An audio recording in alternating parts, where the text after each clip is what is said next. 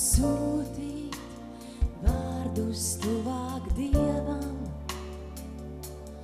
un ar tiem šodienu sākt.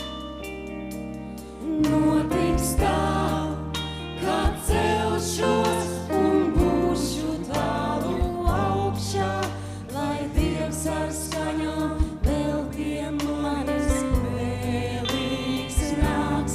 Notiks tā, ka celšos un būšu tālu augšā, lai Dievs ar skaņām vēl pie manis nāk. Es uzspēršu to kalnu jūras vidū, ar cepuri līdz mūža galam nesot. Tik zemes riekšavā būs sāpes.